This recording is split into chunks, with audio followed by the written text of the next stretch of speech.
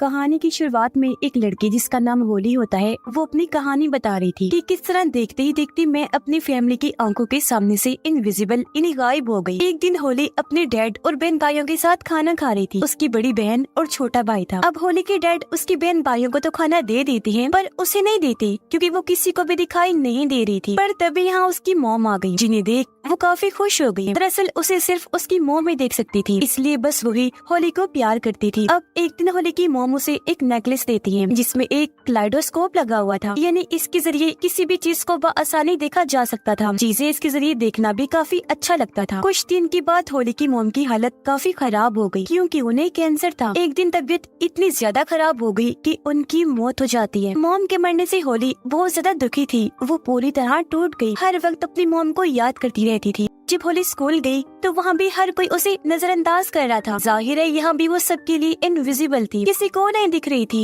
होली ने देखा कि मेरी फैमिली मेरे कमरे को किसी स्टोर रूम की तरह इस्तेमाल कर रही है। वहाँ उन्होंने फजूल सामान रखा हुआ था जो देखकर होली काफी टूट गई। उसे समझ नहीं आ रही थी कि इन हालात में क्या करूँ। होली का भाई दरअसल बेसमेंट में रहने लगा। उसे वीडियो आर्ट का काफी शौक था जिसमें वो माहिर भी था। इसका ही पूरा सेटअप उसने वहाँ कर रखा था। होली की बहन ने भी शादी कर ली थी जो अपने हस्बैंड के साथ हंसी खुशी रह रही थी। गरीब बात उसके डैड की, वो अभी भी एक इंश्योरेंस कंपनी में जॉब किया करती थी। अब ये सारी फैमिली आज भी साथ ही रह रही थी जिन्हें देखकर हालांकि होली खुश तो होती है लेकिन इस बात से भी वो उदास थी कि इन लोगों में मैं नहीं हूँ। अब ऐसे ही घूमते भागते हुए एक दिन उसे एक बिल्डिंग में घर मिल जाता है जहाँ वो रहना शुरू कर देती है। अब वो अपने इनविजिबल होने का फायदा उठाकर जासूस का काम करने लगी। जैसे कि सेलिब्रिटी और एक्ट्रेस वगैरह अगर किसी के साथ ताल्लुक में होते तो ये उनकी तस्वीर बनाकर एक न्यूज रिपोर्टर को सेंड कर दिया करती थी, जिसके बाद वो होली को पैसे भिजवा दिया करता था। इनविजिबल होने की वजह से होली जहाँ चाहे जा सकती थी। शर्म, किसी को देखकर हिचकिचाना, कपड़े उसके लिए कोई मायने नहीं रखते थे। जाहिर है कोई उसे इस हालत में देख नहीं सकता था, तो इसलिए वो इस बात की परवाह नहीं करती थी। अब हमेशा की तरह एक दिन जब वो एक सेलिब्रिटी का पीछा कर रही थी उसके खिलाफ सबूत इकट्ठा करने के लिए, तो तभी एक बाउंसर जिसका नाम शेन होता है वो होली से टकरा जाता है, इसलिए उसने होली को पकड़ लिया। ये देखकर वो काफी हैरान रह गई क्योंकि उसकी मॉम के बाद ये दूसरा इंसान था जो होली को देख सकता था। इसीलिए शेन को लेकर होली के दिमाग में कई सारे सवाल थे, लेकिन वो किसी भी सवाल का जवाब दिए बगैर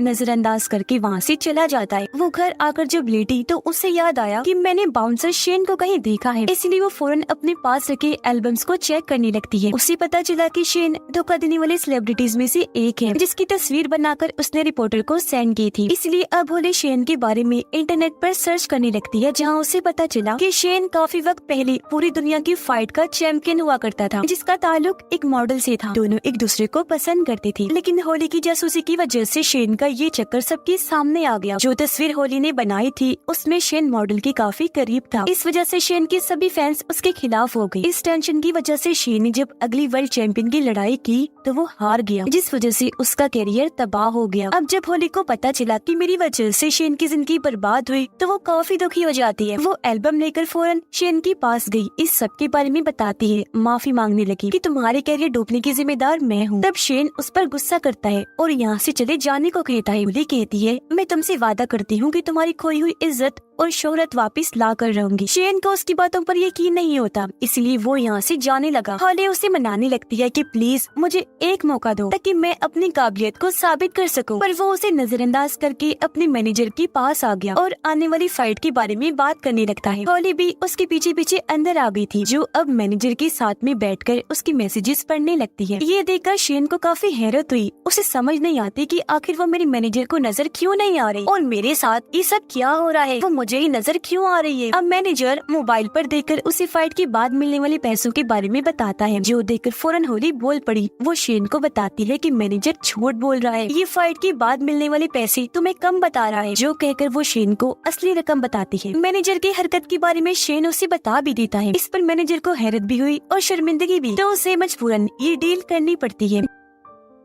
ये दोनों बाहर आ गई। यहाँ शेन सच में होली की महारत देखकर काफी हैरान रह जाता है। पूछने पर होली उसे बताती है कि मैं सिर्फ तुम्हें ही नजर आ रही हूँ। ये सुनकर शेन काफी हैरान रह गया और वो होली की बातों पर यकीन नहीं करता। तब होली अपनी बातों को ठीक साबित करने के लिए सामने से आने वाली एक गाड़ी के आगे आकर खड़ी हो जाती है। इससे पहले गाड़ी उसे टकराती, शेन सामने आकर होली को पकड़ के साइड में कर लेता है। अपनी तरफ से उसने होली को बचा लिया था, पर ड्राइवर ने गाड़ी रोक दी, जो शेन को ही सुनाने लगता है क्योंकि होली उसे कहीं भी दिखाई नहीं नहीं दे रही थी। इस बात से शेन को अब कहीं ना कहीं लगने लगता है कि होली सच में सबको दिखाई नहीं दे रही। होली उसे कहती है, लगता है हम किसी वजह से एक दूसरे से जुड़े हुए हैं, तो हमें एक दूसरे की मदद करनी चाहिए। इस पर शेन उससे बात करने के लिए कहता है कि कल तो मेरे घर पर आ जाना, डिटेल से बात हम वहीं करेंगे। उसके वहाँ आने पर शेन का डॉग भी नहीं भौंकता, जो देखकर अब शेन को पूरी तरह यकीन हो गया था कि हाँ सच में वो इनविजिबल है। वो फिर होली को अपनी कहानी बताने लगता है कि जब मैं छोटा था तो मेरे सुतीले डैड ने घर से मुझे निकाल दिया था। घर से निकलने पर लोगों ने मुझे तंग करना शुरू कर दिया, जिस वजह से मैं हर वक्त परेशान रहने लगा। तब इस सब से बचने के लिए मैंने फाइट करना शुरू कर दी और बस तब से लेकर आज तक मैं फाइटर ही हूँ। वो फिर बताता है कि आज मेरी एक जगह पर फाइट है, जो देखने होली भी जाती है। लेकिन जब वो $300 के लिए शेन को लड़ता हुआ देखती है तो फाइट के बाद उसे कहने लगी कि तुम्हें इससे बड़े लेवल पर फाइट करनी चाहिए, क्योंकि तुम इतने काबिल हो कि तुम्हें उस मुकाबले की जरूरत है। जिस पर शेन कहता है, मगर मुझसे लड़ने के लिए कोई भी फाइटर तैयार नहीं है, क्योंकि मेरी फाइट में कोई भी टिकट नहीं खरीदेगा। ये सुनकर होली जब घर आई तो इंटरनेट पर मशहूर फाइटर्स की लिस्ट को चेक करने लगती है। उसे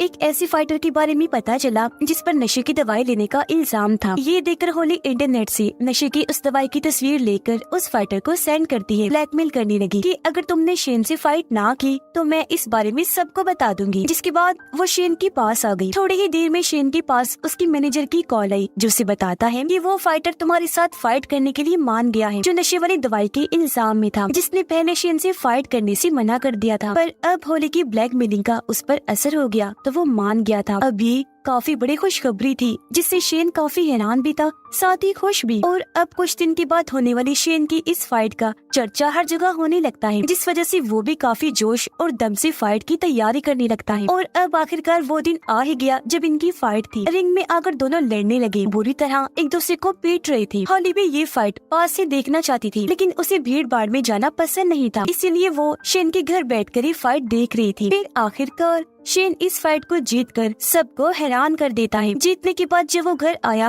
तो होली से मिलकर काफी खुश हो जाता है। ये दोनों अब जब खाना खा रही थी तो शेन होली से उसकी वजूद के बारे में पूछता है कि आखिर इनविजिबल होने की वजह क्या है, तुम क्यों किसी को नहीं दिखती। जिस पर होली उसे बुरा भला कहने लगी, क्योंकि उसे लग रहा था कि शेन मेरी बेइज्जती कर रहा है। पर शेन उसे गले से लगाता है, कहने लगा कि देखो मैंने ये साबित कर दिया है कि मैं तुम्हारा मजाक नहीं उड़ा रहा। ये दोनों गले से लगे ही हुए थे कि तभी एक कैमरामैन आकर इनकी तस्वीर बना लेता है, क्योंकि शेन के साथ वहाँ होली का बस शैडो साया ही नजर आ रहा था। ये देख शेन जल्दी से भागा ताकि उसे पकड़ सके, लेकिन कैमरामैन वहाँ से भाग चुका था। पर इससे शेन को परेशानी नहीं हुई, क्योंकि उसे तो ये लग रहा था कि होली तस्वीर में नहीं आई होगी। लेकिन अगले दिन होली जब खुद को एल्बम में देखती है तो काफी खुश हो गई, क्योंकि वहाँ उसका शैडो था जिसके गले शेन लगा हुआ था। ये देखकर होली काफी खुश हो गई कि चलो कम से कम मेरा शैडो तो कहीं पर आया। जबकि शेन अपनी अगली फाइट के लिए एक कॉन्फ्रेंस में आया हुआ था। यहाँ सारे लोग उससे ये सवाल कर रहे थे कि वो शैडो वाली लड़की कौन है जो तुम्हारे साथ तस्वीर में थी। उनकी बातों को नजरअंदाज करके शेन उठा वहाँ से चला जाता है। अब होली एक और बाउंसर का पीछा करते हुए उसकी गाड़ी में आ गई। वो उसके सामने ही थी पर दिख नहीं रही थी। वो बाउंसर को तस्वीर सेंड करके ब्लैकमेल करती है कि तुम शेन से फाइट करो, वरना तुमने जिस लड़की के साथ कल रात गुजारी है उसके बारे में मैं सबको बता दूंगी, और हाँ तुम्हें ये फाइट हारनी होगी। ये देखकर बाउंसर को गुस्सा नहीं आया, बल्कि वो हंसने लगा। इस शर्त के लिए मान जाता है।